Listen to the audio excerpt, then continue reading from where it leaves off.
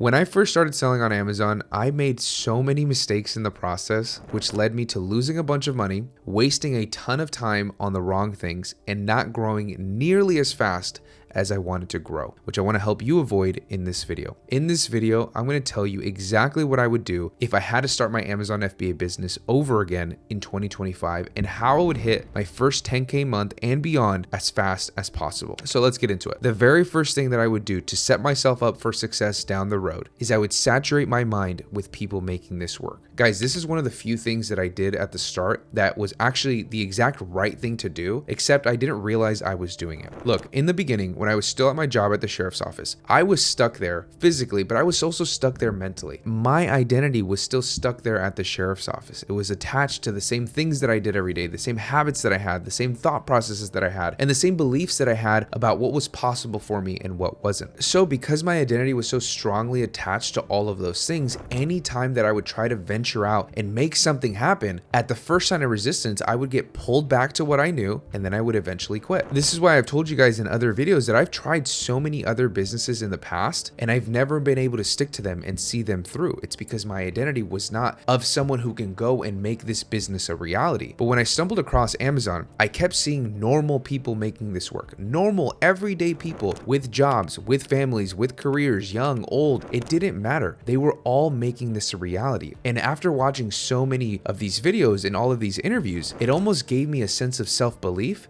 that if this person in this situation or with this similar background is able to do this and is doing this currently, there's no reason why I can't do it as well. I was almost borrowing self-belief from hearing all of these stories of people making this work. And this made all the difference in my journey. And it completely makes sense because if you think about it, let's say we have two different people starting this business. They have the exact same resources. They're starting the exact same business. They're starting it at the exact same time in the exact same area. One believes in themselves. One believes that this can be done. One believes that they will see this through and make it happen no matter what, and one doesn't. One likes the idea, one is interested, but they're not committed enough and they don't believe in themselves enough to make it happen. One is obviously going to have significantly more success than the other. So if you take the time to watch interviews and listen to these stories and saturate your mind with people making this work, it will instill a sense of self-belief that you can also make this work. And I've posted a bunch of different interviews on the channel of people making this business a reality. I'll leave a playlist down below in the description that you can go and watch after this video. The second thing I would do is I would only focus on one way of selling on Amazon at the start. When I first started, and this is probably one of the biggest mistakes that I did, which led to me not growing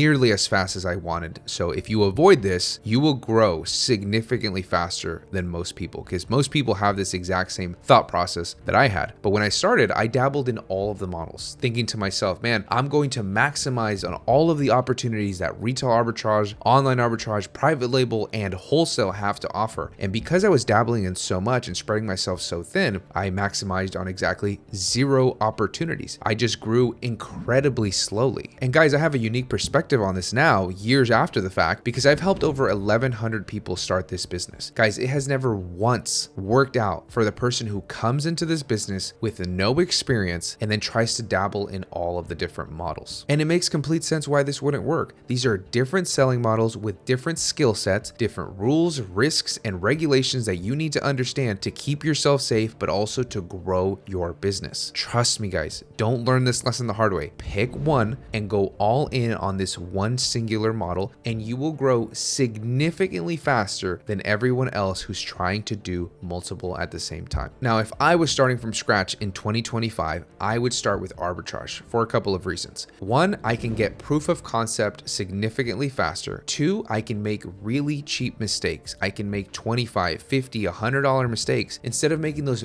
$1,000 mistakes with wholesale. And three, I'm going to gain massive experience before I transition over to wholesale, which will be incredibly valuable down the road. Next, I would keep my business as lean as possible for as long as possible. Guys, there is no shortage of softwares and services on the market, but the truth is that you don't need 99% of them. And I went through this phase where I thought, man, I'm just missing this little piece here, or this little percentage of improvement. I need this software, I need that software. So I started piling up all the softwares that I was paying paying for, and the monthly expenses definitely started to pile up. And when I took a step back and I really digested what I was doing and I analyzed all of the different things that I was paying for, sometimes it was just 5% improvement on what I was already doing myself, or no improvement at all. And then there's other softwares that I signed up because I thought they sounded good, and then I never even used them, which was just a complete waste of money. Once you pick the right selling model for you that you're going to stick to and that you like, then just use the necessary software for that selling model. So if you're doing arbitrage, you only need SellerAmp and Keepa at the start. If you're doing wholesale, you might want to add a service like ScanUnlimited. Then once you start growing a little bit, then you want to add a software like SellerAmp or Profit Protector Pro. Those are going to be pretty early add-ons to your business, but try to keep it lean before you start adding all of these other things. Guys, there is no shortage of people recommending you 10, 15 different softwares that you absolutely need in your business just because they're trying to promote an affiliate link. I'm here to tell you, you don't need 99% of the softwares on the market. Guys, I worked with this client who hired an Amazon expert, and before she had even hit her first sale, this expert recommended that she sign up for like 10 different softwares, get a physical warehouse, and hire a part-time employee before she even hit her first sale. And she actually went through and did all of those things thinking that she was going to be able to grow really quickly because she had all of these things in place, and that did not happen. Keep your business as lean as possible for as long as possible. All right, so now that I understand which softwares I need and which ones I don't, and I know which selling model I'm going to stick to, and I'm not going to dabble in all of these other ones, the next thing is that I would keep the main thing the main thing. What I mean by this is that I would identify what is the most important task that I need to do in my business that will move the needle forward the most, and I would prioritize that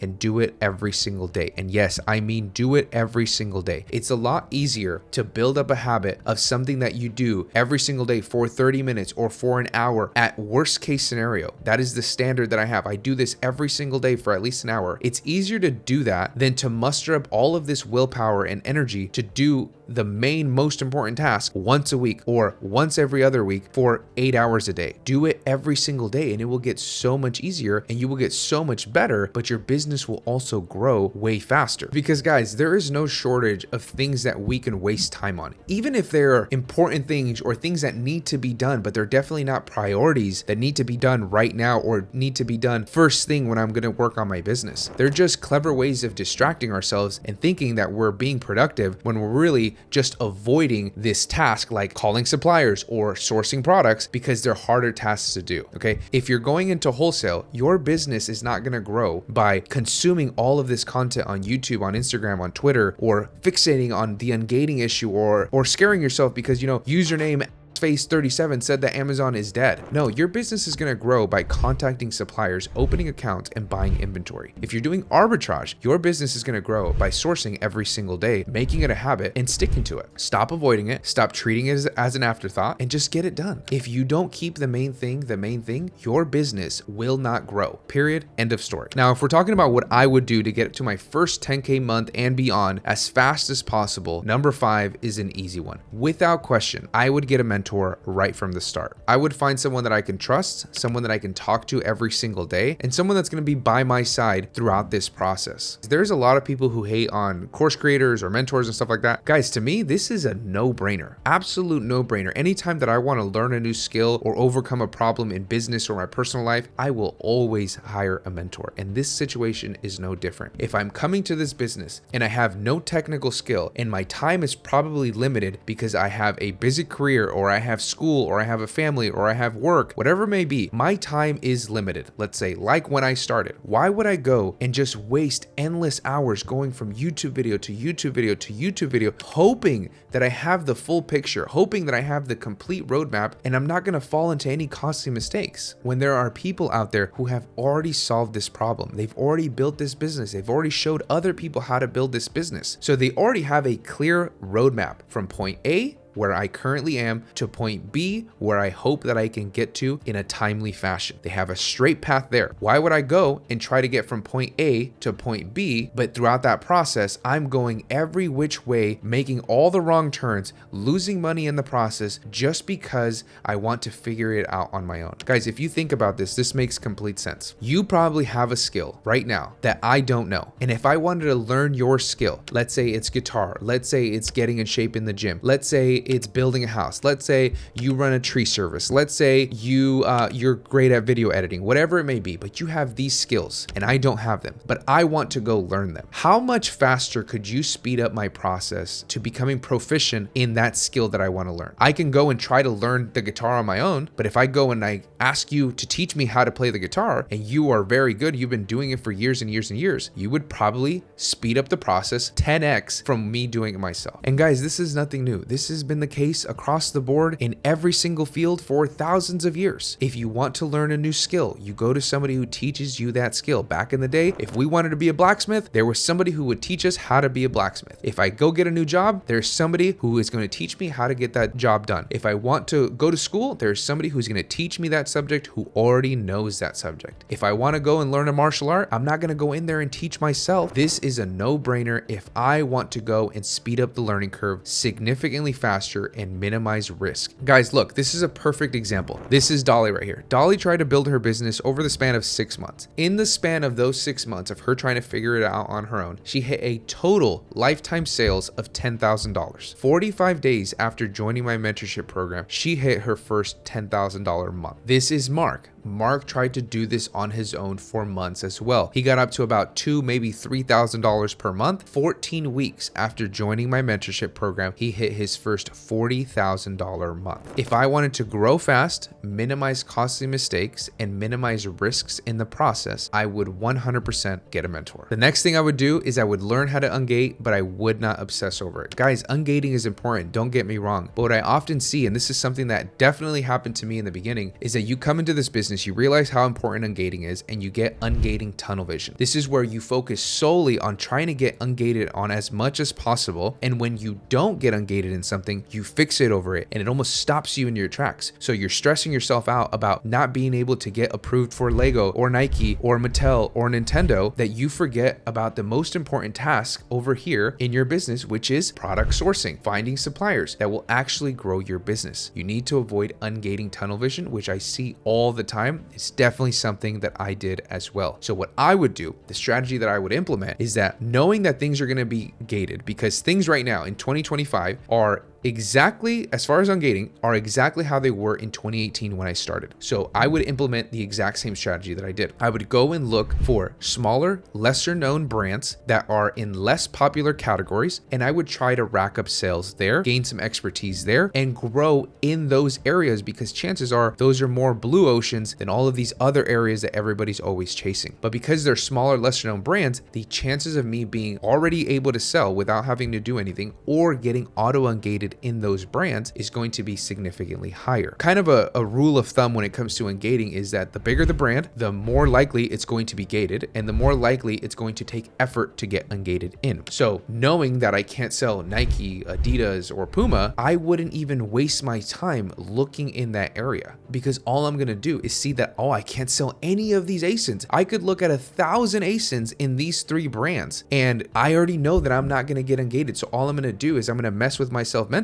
thinking that everything's gated. But realistically, I'm only looking in these hubs that are not available at the moment. So don't waste your time there. So knowing that, like I said, I would focus on these smaller, lesser known brands, and then I would try to just make as many sales as I possibly could, because the more sales that I make, the more and more things are going to open up. And the faster that I start making sales, the faster I will start to get more auto ungates, and more things are going to be available to me on my Amazon account. This is the solution to the ungating issue that everyone seems to be dealing with, which is not really an issue. It's just a different strategy and a different way that we need to pivot to overcome it. All right, so the last one, if I wanted to go to 10K a month and beyond as fast as possible, starting from scratch, I would do as much fulfilled by merchant, FBM, as I possibly could. Now, obviously I want to still do some FBA, but if we're talking about flipping our money faster and faster so that we can grow faster and faster, there's no substitute to FBM. Because look, this is the typical timeline, the typical process that we're going to follow if we do FBA. We're going to purchase the inventory, we're going to send it to Amazon, we're going to wait for the shipment to arrive, Amazon's going to check it in, they're going to process the shipment, they're going to make it available for sale, the customer's going to order it, and then you get paid. And this is fine. I obviously still want to do this in my business, because at scale, this is the way to go. But you can see why it would take longer to flip my money. But if I do FBM,